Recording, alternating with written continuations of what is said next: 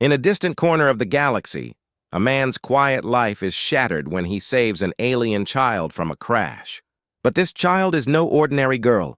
She's the heir to a powerful queen's throne, and now the queen's relentless forces are hunting them down. As the queen's dark power closes in, John must protect the girl at all costs. But the deeper he goes, the more he discovers about her, about the incredible power she holds, and the dangerous prophecy she's tied to. With the fate of the galaxy at stake, can they escape the Queen's grasp? Or will the girl's true power be their only hope to survive? It was a quiet night on a small, forgotten planet at the edge of the galaxy. The stars twinkled brightly in the sky, casting a peaceful glow over the land below. But all that changed in an instant. A loud crash broke the silence. A small spaceship fell from the sky, smoking and spiraling out of control. It slammed into the ground with a loud thud, throwing dust and debris into the air. The impact was violent, but amidst the chaos, something strange happened. From the wreckage, a small figure crawled out, a girl, no more than 8 years old, with pale green skin and eyes that glowed like stars. She was alone.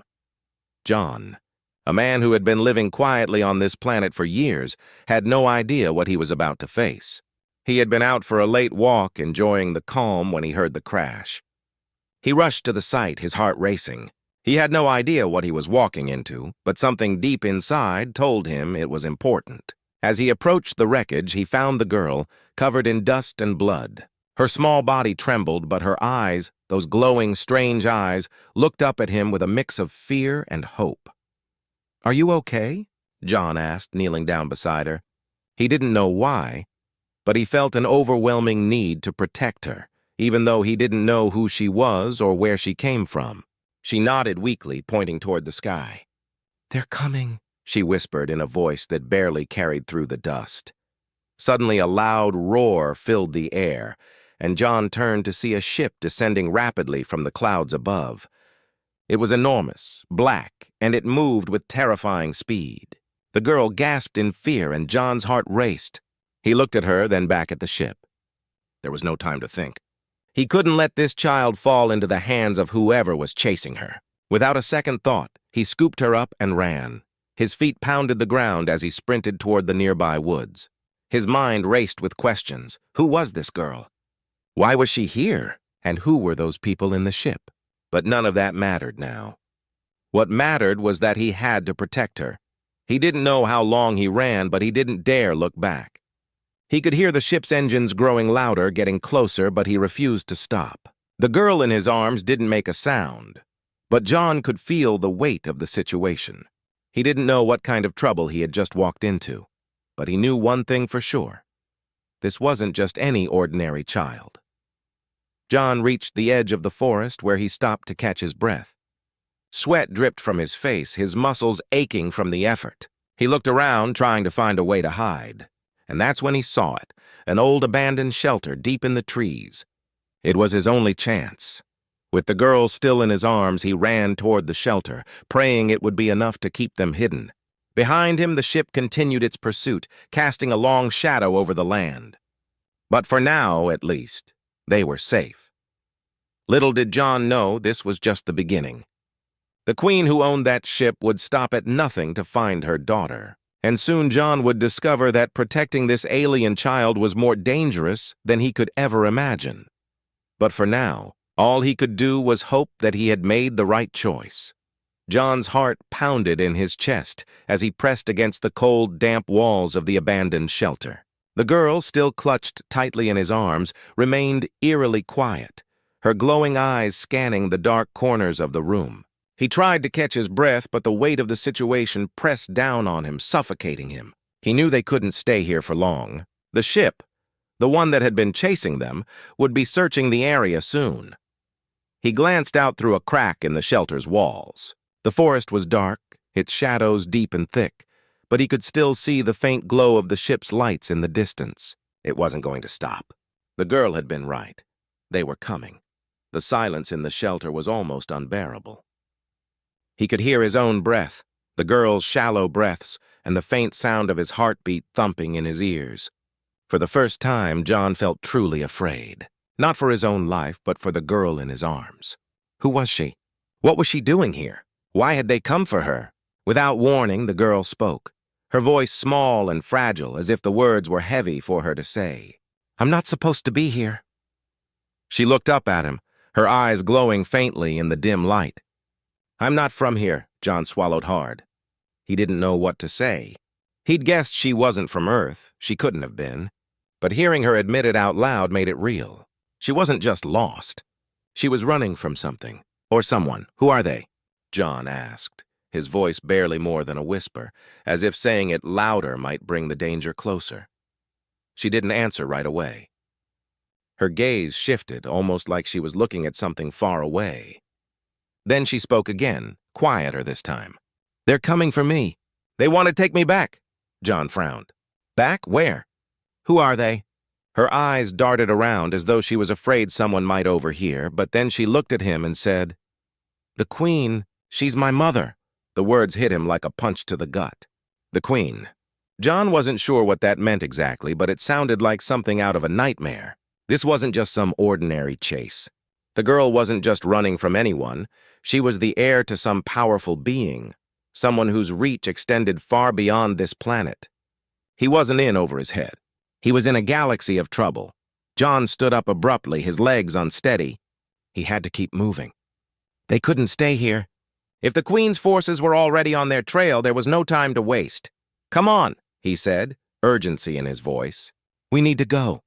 But as he moved toward the door, the girl grabbed his arm, her small fingers surprisingly strong. Please don't, she pleaded. If we run, she'll find us. She always finds me.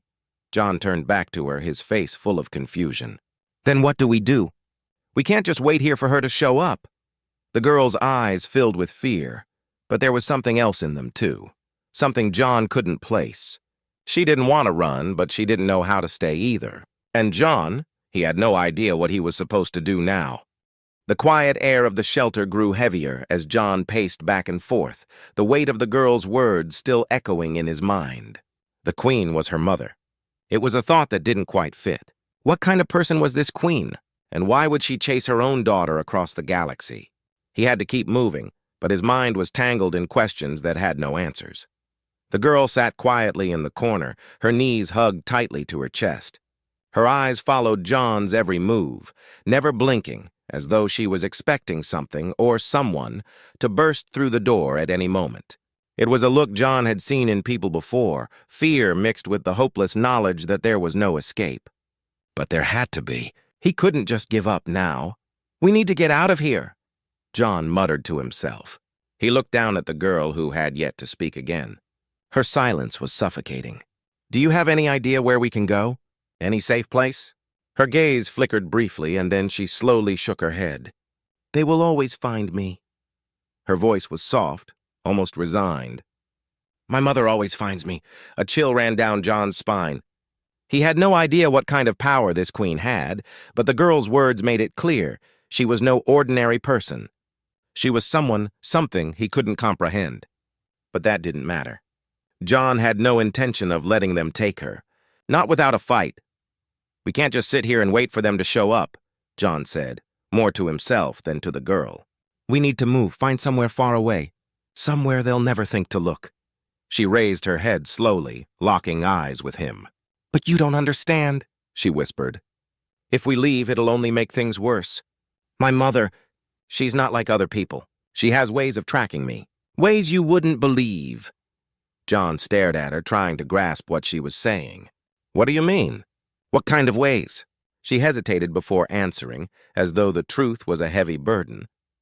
She doesn't need to be close to me to find me. She can see me.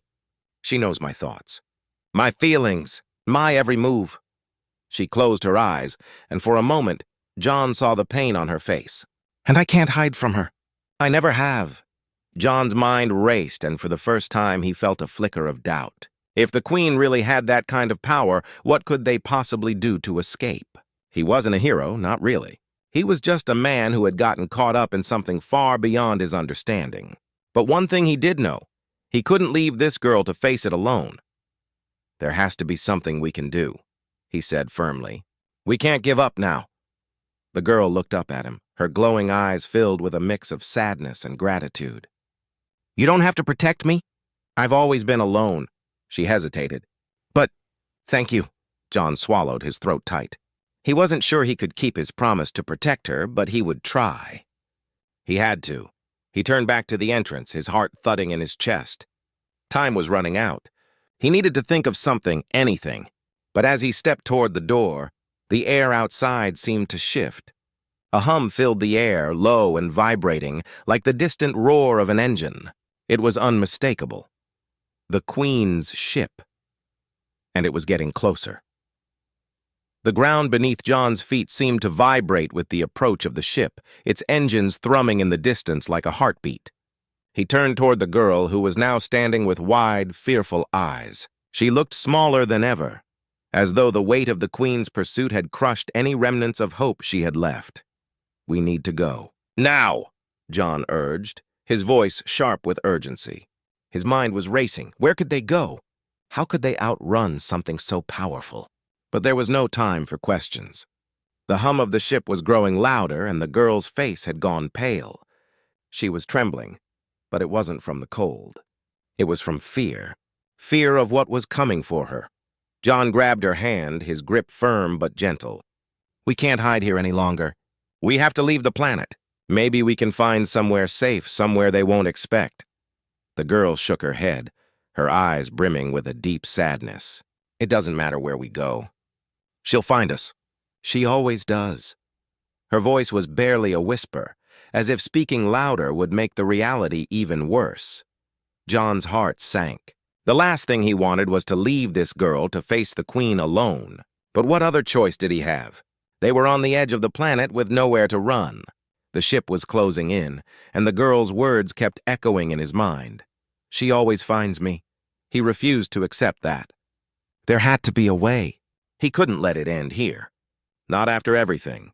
They reached the edge of the shelter, and John looked around desperately. The dense forest stretched out before them, dark and full of shadows. But even the trees didn't feel safe. The ship could break through anything. He had no doubt of that. Wait, the girl said suddenly, her voice shaky. She pulled him back, her eyes focused on something just beyond the trees. John followed her gaze and felt his stomach drop. Through the thinning trees, a faint light flickered, like the glow of something moving swiftly through the forest. A figure, or several figures, were emerging from the shadows. John's grip on the girl tightened. Who are they? They're with her, the girl whispered. Her soldiers. John's pulse quickened. They had no time to run. No time to hide. The Queen's army had already surrounded them.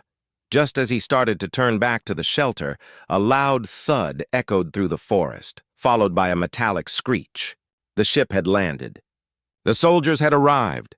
Stay close, John said, pulling the girl toward a narrow path that led deeper into the trees. We have to get away before they spot us. They ran, weaving through the underbrush, but the forest seemed to close in around them. Every step felt like they were running in slow motion. John could hear the soldiers' voices behind them, sharp and demanding, but they didn't stop. They couldn't. The girl's life was on the line. Please, she whispered, her hand tight in his. You have to get me away from them. You have to. John glanced at her, his breath ragged. He didn't have an answer. But he wasn't going to give up. Not now. He had to believe that there was still a chance.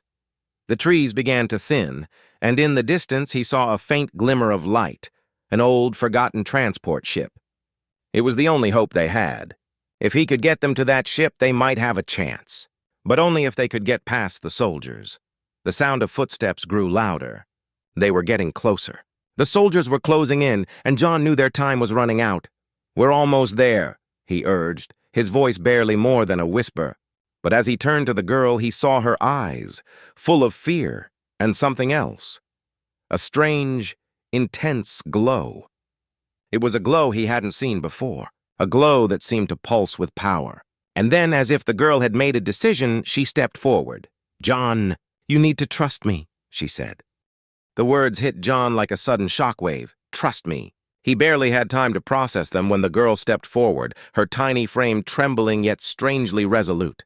For a brief moment he hesitated, caught between the girl's pleading gaze and the growing sound of the Queen's soldiers, who were now within earshot. He had no idea what she was planning, But in that split second, he knew that he had no choice but to trust her. "Okay," he muttered, his voice heavy with uncertainty. The girl nodded, her glowing eyes reflecting a new kind of determination. Without another word, she reached out and placed her hand gently on John's chest. The moment her skin made contact, a warm pulse radiated through him, sending a shockwave of energy that momentarily stunned him. His breath caught in his throat as his body felt strangely light, as if the ground beneath him no longer mattered. And then, without warning, she began to speak, her words flowing like a rhythmic chant in an unfamiliar language. John couldn't understand a single word, but the air around them seemed to vibrate, thick with something powerful, something alive. Suddenly, the ground beneath their feet shifted. John's legs buckled, and before he could react, the world around him seemed to distort. The trees that once loomed above them flickered like an image on a faulty screen, blurring into streaks of color. His stomach twisted as if he were falling, but he couldn't tell where he was going. Was it the ship? Were they inside it? Then, just as quickly as it began, everything stopped. John found himself standing in an entirely different place, his breath ragged, his heart pounding against his chest. His surroundings had changed. The forest was gone. Instead, they were in a vast, open hall, a cavernous, metallic room, the walls lined with strange, glowing symbols that seemed to pulse with a life of their own. There were no windows, no doors, only walls of polished metal and endless, echoing silence. The girl stood beside him, her expression unreadable. She had done something impossible. Where are we? John gasped, his voice hoarse. What did you do? The girl glanced at him, her face softening for a moment. We're safe. For now. John looked around, his mind struggling to comprehend what had just happened. The world they had been in was gone. He felt as though they had been pulled out of time itself, transported into a space that didn't belong anywhere. But before he could ask more questions, the sound of footsteps echoed through the hall. Not the footsteps of soldiers, but something else, something heavier, more ominous. And then, in the distance, a figure emerged from the shadows, tall and regal, cloaked in flowing dark robes. John's breath caught in his throat as the figure drew closer. Even in the dim light, he could feel the power radiating off her. The Queen. The girl's mother? Welcome, the Queen's voice rang out, low and smooth, like silk brushing against skin. I've been waiting for you. John's pulse quickened. The Queen's eyes, cold and calculating, locked onto the girl with an intensity that sent a shiver down his spine. You shouldn't have run, the Queen said, her tone barely a whisper, yet it echoed through the vast hall. You know you can't escape me forever. John's protective instinct flared. She's not going back with you, he growled, stepping between the Queen and the girl. The Queen's gaze flickered toward him, amusement flashing across her face. And you think you can stop me? You, a mere human, stand in my way? He swallowed hard but stood his ground. I'll do whatever it takes to keep her safe. The Queen's lips curled into a smile, one that was both chilling and beautiful. You'll learn soon enough, little human, that you are not the one who decides what happens next. John felt the air around him grow heavy. The room seemed to close in, and a surge of dread washed over him. The Queen wasn't just a mother. She wasn't just a queen. She was something far worse, and suddenly John realized this wasn't a fight for survival anymore. This was a battle for the girl's very soul. The Queen's presence was suffocating. Her eyes, cold and piercing, seemed to cut right through John, as if she could see every fear, every hesitation in his mind. The room felt smaller, the air thicker, as though the walls themselves were closing in around them. Every word the Queen spoke seemed to vibrate with an otherworldly power, each syllable carrying the weight of 1,000 years. John's heart raced, but he refused to back down. The girl standing behind him was trembling, her hands clutching at the fabric of his jacket. The Queen's gaze shifted toward her, and for a moment it seemed as if the very air shifted. Responding to the Queen's will, you cannot protect her. The Queen's voice was a whisper, yet it filled the vast space around them like a command. She is mine, and you are nothing more than a fleeting shadow in my path. John felt the weight of her words, but it only fueled the fire inside him. He wasn't about to give up. Not now. Not when the girl needed him the most. "You won't take her," John said, his voice rough but steady. "I won't let you." The queen's lips curled into a smile, but it was a smile that didn't reach her eyes. "You don't understand. You cannot stop what is destined. You never could." Before John could react, the air in front of him shimmered, and the queen's power rippled outward. A wave of energy surged through the room, knocking John off his feet and sending him crashing to the ground. Pain shot through his body, his vision blurring for a moment. He struggled to rise, but the queen's power held him down, keeping him trapped. "You are weak," the queen's voice echoed in his mind, as though she were speaking directly to his thoughts. "The girl, she is my key to power. And you, human, are nothing more than an obstacle." The girl standing behind him gasped, her voice shaking. "No, I won't let her use me. I won't!" John's head spun as he tried to push against the queen's power, but it was like trying to fight the very air itself. The girl's voice trembled, but it held a strange, undeniable strength. And then, in an instant, John saw it. There was something more in the girl than he had realized. A hidden power that until now had been dormant. With a sudden burst of energy, the girl stepped forward, and the air seemed to crackle around her. John watched, astonished, as the queen's hold on him began to loosen, the weight of her power faltering. The girl's eyes were glowing brighter now, not with fear, but with defiance. "No," she said, her voice firm, stronger than before. "I will not be your weapon." The queen's expression twisted, her eyes narrowing with rage. But before she could react, the girl's power surged again, breaking through the queen's influence like a dam bursting open. The air exploded with energy, and the queen staggered back, her grip on the room faltering. John stood, dazed but resolute. The girl had done something incredible. The battle wasn't over yet, but for the first time, John felt a spark of hope. They could fight back. They could win. The room trembled with the force of the girl's power. The queen stumbled back, her face twisted with both fury and disbelief.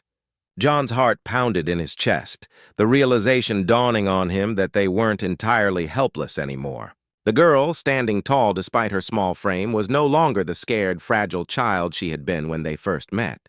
She was something more now, a force of nature, awakened and fierce. The queen's eyes, cold and calculating, flickered toward the girl, then back to John, her lips curling into a sneer. "You think you've won, little one?" Her voice was a venomous hiss. "You don't know what you're playing with. You can't control this." But the girl didn't falter. She stood her ground, her glowing eyes locked on the queen's, her small hands trembling, but full of power. "I don't need to control it. I need to be free."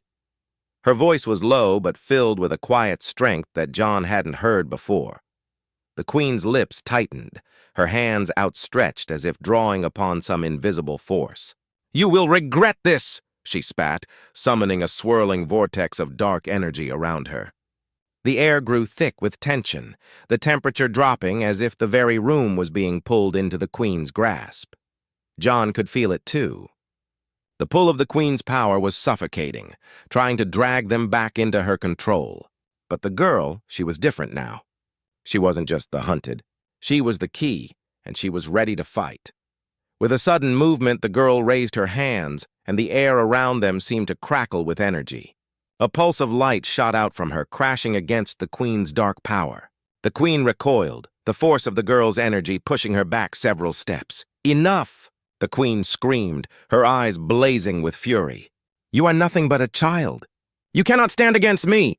But the girl's voice rang out clear and steady, louder than before. "I may be a child, but I'm not your pawn." Her words were like a command. And as she spoke, the energy around them shifted, the queen's dark power weakening, unraveling before their eyes. John watched in awe as the girl's energy grew stronger. Her power no longer something to be feared, but something to be reckoned with. The queen staggered, her hands reaching out in desperation, but it was too late. The girl's light enveloped her, wrapping around her like a cocoon, constricting her every movement. "You will not control me," the girl said, her voice calm but fierce. "And you will not take her from me." With one final surge of energy, the queen's power crumbled and the room fell silent. The girl's light faded and she collapsed to her knees, breathless but victorious. John rushed to her side, his heart in his throat. She had done it. She had defeated the queen. For the first time since this nightmare had begun, John allowed himself to breathe. They had won. The queen was defeated. But the girl, her eyes met his, and he knew this was just the beginning. She had changed, and with her, the galaxy had changed forever.